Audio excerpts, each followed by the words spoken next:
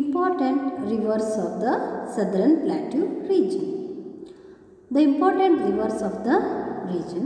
There are only two westward flowing rivers in the region. The Narmada, the Tapati. The river Narmada and the river Tapati flows towards the western side in this region. These two rivers join Arabian Sea. These two rivers flow into the Arabian Sea. These are not perennial and are rain-fed. See children, these two rivers are not a river which flows throughout the year. These are rain-fed rivers which depends only on the rain. The other rivers in this region, other than river Narmada and Tapati, we have some other rivers. Those are the Mahanadi, the Godavari, the Krishna, the Kaveri. The Godavari is the longest river in the Deccan Plateau. Godavari is the longest river in the Deccan Plateau. These rivers rise in the west and flow to the Bay of Bengal in the east and forms delta. See children, these Mahanadi, Godavari, Krishna, Kaveri, they originate in the western side and flows towards the eastern side and joins the Bay of Bengal Sea. And while flowing, they forms a deltas. The delta means the area which is fertile made by the river and which is very useful and very good for cultivation. These are the important rivers of the Deccan Plateau and make the land fertile and forms many waterfalls. See children, while flowing, these rivers makes many waterfalls on their way. The Jog Falls located on the river Sharavati in Karnataka is one of the highest waterfalls in India. See children, the one of the highest waterfalls in India is Jog Falls, that is made by the river Sharavati and it lies in the Karnataka. Dams and tanks are the main source of irrigation in this region. See children, we have built many dams across the flowing river. For example, Alamatti Dam, we can even remember that KRS Dam, isn't it? These are the dams made across the flowing river to store the water for irrigation purposes. Importance of the Plateau region. The Southern Plateau region has a large deposit of metallic and non-metallic minerals and energy resources. So, many factories have come up in the Plateau region as it is a storehouse of many minerals such as copper, coal, mica, iron, etc. The northwestern part of it has fertile black soil which is good for cotton and oilseed harvest. Most of the people in the Plateau region are farmers. The rivers of the Western Ghats are used for hydroelectricity. The rivers of the Southern Plateau not only make the land fertile but also forms many waterfalls on their ways. This region has thick forests.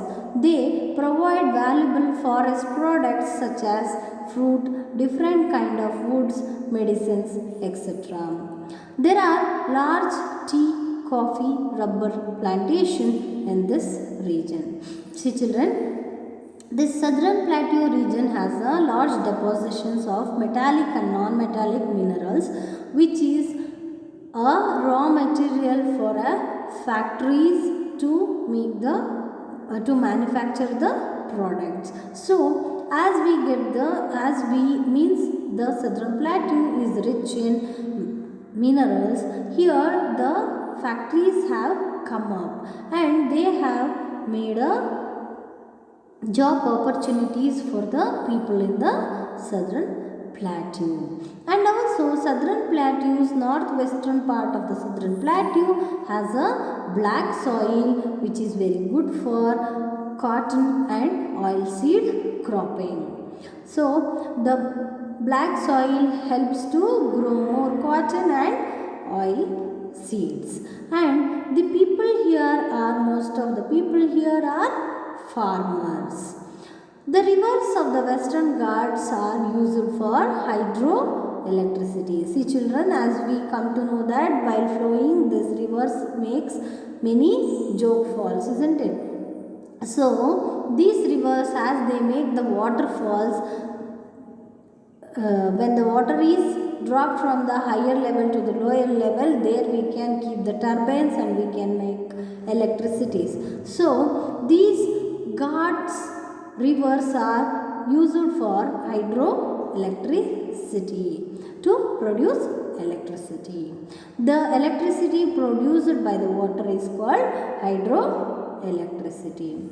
Okay, then this land is a fertile land, has a thick forest, and these forests also provide us some fruits, different kinds of wood, medicine, and also raw material for industries.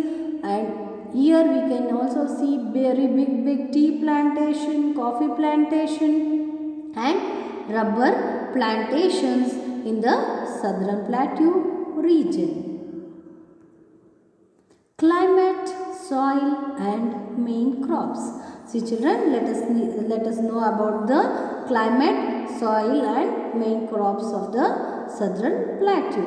The climate in the southern plateau region varies from one place to another. See, the climate of the southern plateau varies from one place to another. The summers are hot and dry, whereas winters are mild. The summers are hot and dry, whereas the winters are mild. The eastern and western Ghats receives heavy rainfall during monsoon, whereas the rest of the plateau region receives mild rainfall. The western Ghats and the eastern Ghats, they receive a very heavy rainfall, whereas the plateau region, middle plateau region, they will receive the mild rainfall during the rainy season. The soil of the plateau region are red and black. Black soil is also known as cotton soil, as it is good for growing cotton and oil seeds.